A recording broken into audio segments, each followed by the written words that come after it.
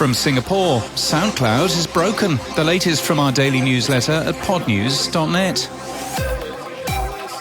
Podcasts hosted on SoundCloud have, for the past week, not been appearing on Apple Podcasts and Google Podcasts. Multiple podcasters have reported the issue, but we understand it doesn't appear to be fixed yet.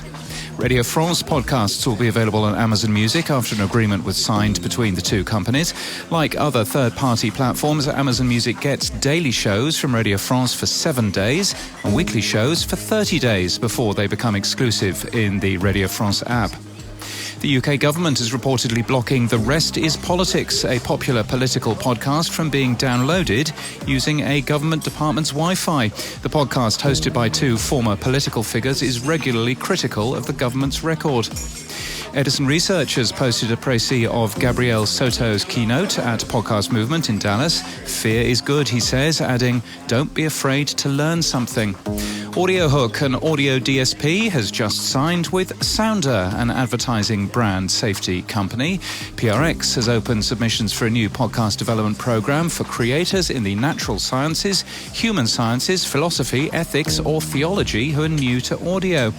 Apple Podcasts has sent out some confusing emails to some podcasters. You can ignore them, probably.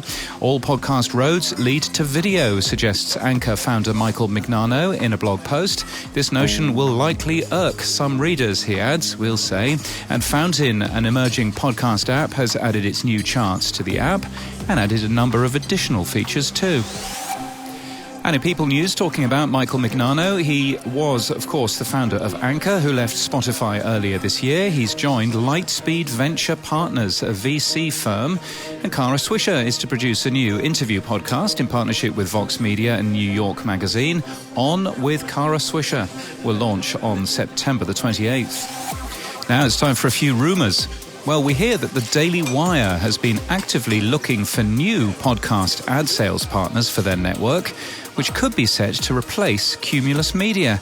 It's been suggested to us that yesterday's statement from Cumulus supporting the Daily Wire by pulling out of Podcast Movement could merely be to appease an important sales relationship. And further, we've also been made available that the majority of programming being promoted by Cumulus Media's Westwood One radio syndication company might be designed to communicate that it's a safe harbour for the far right. So perhaps, the rumour goes, the company's statement is merely marketing and not, after all, the commitment to inclusion that it purports to be. And that's the latest from our newsletter. To read all the stories and subscribe, we're at podnews.net.